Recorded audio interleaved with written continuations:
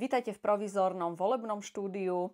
Takže máme sčítaných približne 90% hlasov. Je teda už teraz jasné, že najsilnejšou stranou je strana Áno. No a premiérom pravdepodobne bude Andrej Babiš. No, môže sa stať teda ešte jedna zásadná vec, pretože Petr Pavel sa vyhrážal, že Andreja Babiša nevymenuje ako premiéra. Tak pokiaľ sa tak naozaj stane a Petr Pavel do toho pôjde, potom môžu nastať ďalšie scenáre, ktoré to trošku skomplikujú, ale každopádne, ak by to teda nevyšlo, tak sa počíta potom s Karlom Havlíčkom, ktorý je pravou rukou Andreja Babiša a tiež teda veľmi výraznou osobnosťou strany Áno.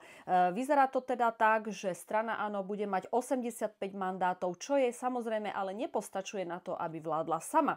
To znamená, že teraz sú v hre ešte dve koaličné podpory, ktoré by mohli teda spojiť Áno a tak zostaviť vládu, a sú to SPD a motoristi. Je tam medzi nimi ale dosť taký ten ideový hodnotový rozkol, ale podľa teda predpokladov vyzerá to tak, že s nikým iným Andrej Babiš tú vládu bohužiaľ nezostaví.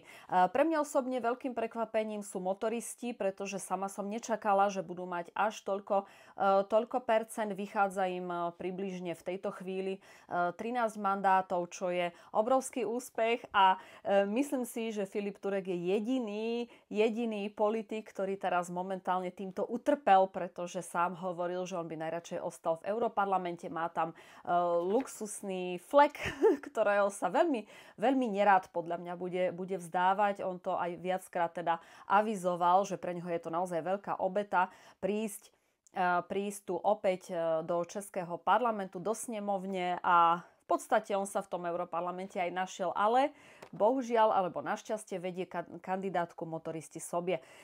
Takže toto je veľmi pravdepodobný scénar, ktorý teraz nastane, a plus takisto SPD. SPD je takisto teraz momentálne stratová, presne tak ako Stačilo.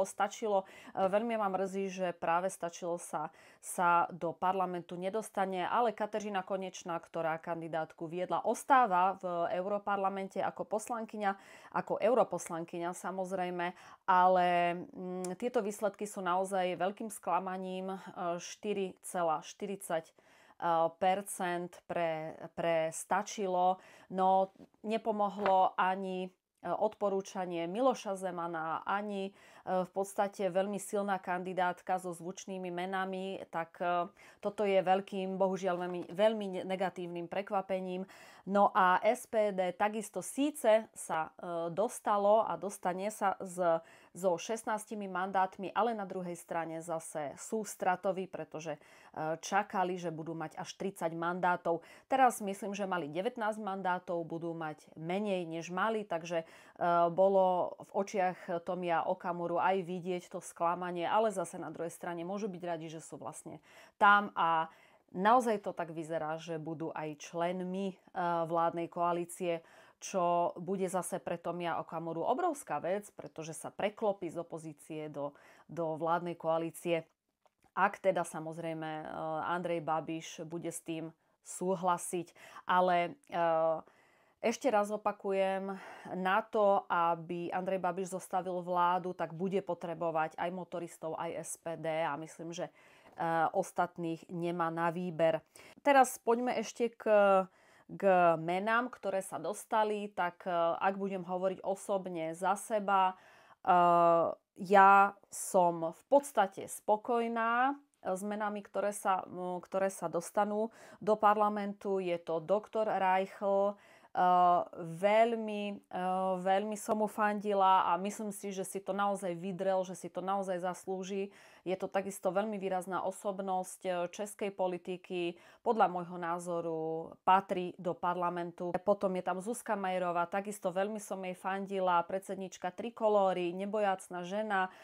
No a Jaroslav Foldina, moja srdcová záležitosť, takže som veľmi rada, že aj on sa dostal vo svojom Dečínskom kraji, a v podstate nemám čo povedať. Na druhej strane naozaj veľmi ma mrzí, že čo sa týka Stačilo, tak veľmi som fandila napríklad Janke Turoňovej. Hej, a to bola tak silná kandidátka, že ja som naozaj ani nečakala. Som veľmi teraz taká emocionálne ešte z toho taká dosť vypätá z týchto volieb.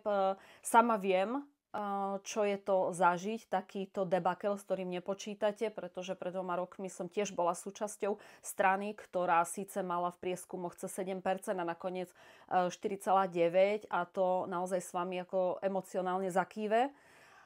Ale ako povie sa, no nevadí, ideme ďalej. Áno, ideme ďalej, ale vidíte, niekedy ani tá silná kandidátka nepomôže. A veľmi veľa hlasov zhltla strana Áno Andreja Babiša. Takže uvidíme teraz, ako to pôjde ďalej. Uvidíme v najbližších dňoch, čo na to Petr Pavel a či Andreja Babiša vymenuje za premiéra. A ja hlavne verím, že ľudí z kandidátky Stačilo to neodradí, pretože sú veľmi výrazní, majú veľmi dobré ciele, za ktoré naozaj treba bojovať a nie je všetkým dňom koniec. Samozrejme, a prajem im veľa sily, aby to nevzdali, pretože je to naozaj emocionálne vypätie, ale človek sa z toho vyspí a o niekoľko dní zase im všetkým prajem, aby dostali chuť pokračovať v tom, čo začali, pretože sú dobrí, sú výrazní, Česko ich potrebuje, aj keď možno teraz ten pocit nemajú a to im prajem naozaj, aby sa im vrátila chuť, ktorú možno dnes stratia, ale ona sa opäť vráti.